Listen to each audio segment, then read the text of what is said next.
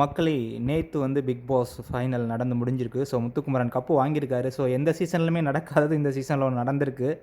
So, என்ன அப்படின்னு பார்த்தீங்கன்னா, ரன்னர் அப்புக்கு வந்து ஒரு கப்பு குடுத்துருக்காங்கங்க. பயங்கரமா இருக்கு. விஜய் சேதுபதி வந்து குடுத்துருக்காரு. So, best records from Vijay Sethupathi அப்படின்னு போட்டு அந்த கப்ல எழுதி குடுத்துருக்காங்க. ஸோ, இதுக்கு முன்னாடி எந்த சீசன்ல இந்த மாரி ரன்னர் அப்புக்குன்னு ஒரு கப்பு குடுத்ததே இல்லன்னு நான் நெனைக்கிறேன். ஸோ, இதான் ஃபர்ஸ்ட் டைம்னு. ஸோ, சௌந்தர்யாவுக்கு வந்து அந்த கப்போட பார்க்கும்போது செம்ம ஹேப்பியா இருக்காங்க. ஸோ, எனிவே அவங்க வந்து ஆல்ரெடி சொன்னது மாரி பிக் பாஸோட தீவிரமான ஃபேனு. ஸோ 7 வருஷமா ட்ரை பண்ணி 8வது சீசனில் தான் அவங்களுக்கு சான்ஸ் கிடச்சிருக்கு அப்படின்னு வந்து நேற்று பிக் பாஸ் கூட சொல்லியிருந்தாரு. ஸோ பிக் பாஸ் அவர் கொடுத்தது வந்து நீங்கள் வந்து ரொம்ப தன்னம்பிக்கையாக இருக்கீங்க. ஸோ செல்ஃப் மோட்டிவேட்டடாக இருக்கீங்க. ஸோ அப்படியே கண்டினியூ பண்ணுங்க அப்படிங்கிற மாதிரி. ஸோ சௌந்தர்யா அதை தான் சொல்லியிருந்தாங்க. தனக்குத்தானே பேசுவோம்ல அந்த இதில் வந்து, உனக்கு யாருமே தூக்கி விடாட்டாலும் நான் உனக்கு எப்போவுமே இருப்பேன். ஸோ நீ எப்போவுமே பயப்படாமல் இருக்கலாம். ஸோ அப்படின்னு வந்து சொல்லியிருந்தாங்க.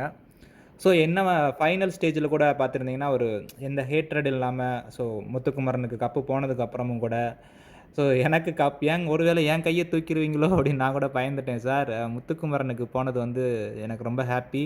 ஸோ எனக்கு கொடுத்துருந்தா எங்கள் அப்பா அதை பிடுங்கி முத்துக்குமரன்ட்டே கொடுத்துருப்பாரு.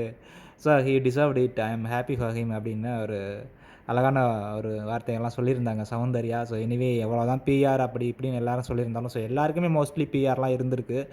நம்மளுக்கு தான் தெரியல. ஸோ எனிவே பிஆர் என்ன தான் இருந்தாலும் மக்களோட ஓட்டு இல்லாமல் இவ்வளோ தூரம் வந்திருக்க முடியாது. ஸோ விஷால் கூட சொல்லியிருந்தப்போ, நம்ம 3 பேருக்கு ஒரு காமனான ஒரு விஷயம் என்ன இருக்குது அப்படின்னு பார்த்தீங்கன்னா, நம்ம எல்லாருமே எல்லாரையும் சிரிக்க வைக்கிறோம். ஸோ அந்த சென்ஸ் வந்து நம்ம எல்லாருக்குமே இருக்குது. ஸோ அதனால தான் நம்ம இவ்வளோ தூரம் வந்திருக்கோம் போல இருக்குது.